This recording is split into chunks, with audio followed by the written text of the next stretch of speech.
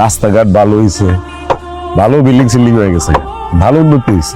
হ্যাঁ ভাইজান, ভাইজান তো মনে হয় মেলা দিন পরে বিদেশ থেকে আইলে। 6 বছর পরে আইলাম। তাই তো মনে হয় মেলা টাকা কামাইছেন ভাইজান। অনেক টাকা কিনা জানি না, কিন্তু একেবারে কমও কামাই নাই। তবে যা কামাইছি বাসায় পাঠাই দিছি, নিজের লেগে কিচ্ছু রাখি নাই। আচ্ছা শালা, তোমার যে আমি বলছিলাম আমার জন্য একটা আইফোন নিয়ে আসবা, আনছো? কোন লাকি জানছো? কত দূর পাড়ি দিয়ে আইসস, আয় ঘরে আয়, হাত মুখ ধুবি, খাবি।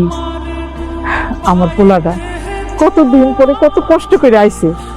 তুই তো বিদেশে গেছিস জিত কইরা, আরে দেশে থেকে নুন ভাত ডাল ভাত যাই খাইতিস, আমার সামনে বসে খাইতিস, আমি তোর মুখে তুলে খাওয়াই দিতাম।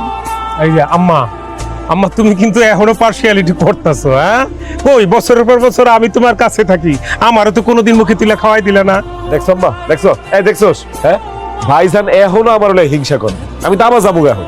আরে তুই তো বড় হতো সব, এতদিন পরে আইসে পোলাটা, আয় তো তুই ঘরে আয় আব্বা। আমি খুব যত্ন করে এটা রাইখা দিছিলাম, অনেকক্ষণ ধরে তোমার জন্য অপেক্ষা করতেছি। এটা নিয়ে আমার দায় মুক্ত করো। কি কইলে তুমি? এই আংটি ফিরে দিয়া তুমি দায় মুক্ত হবা? আসলে হইতে পারবা তো জুই? আমি তো তোমার কথা মতোই তোমার আংটিটা পরে গেছিলাম না? বিদেশে থাকা অবস্থায় দিনে রাইতে সমানে আমি তোমার নিয়ে স্বপ্ন দেখতাম।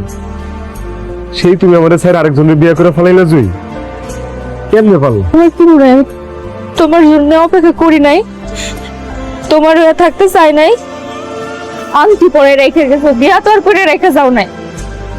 3 বছরের কথা কে আইলা 7 বছর পর। এতগুলা দিন আমার কেমনে কাটছে তুমি একবার আমার খোঁজ নিয়ে দেখছো?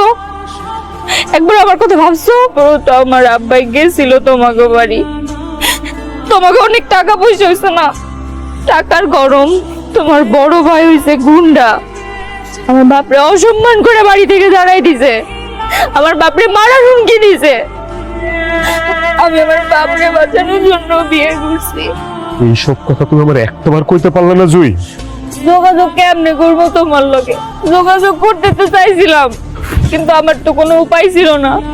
তোমার বড় ভাইয়ের কাছে সুইটা গেছি, পায়ে ধরছি, তোমার জন্য নাম্বারটা চাইছি, আমার দেয় নাই।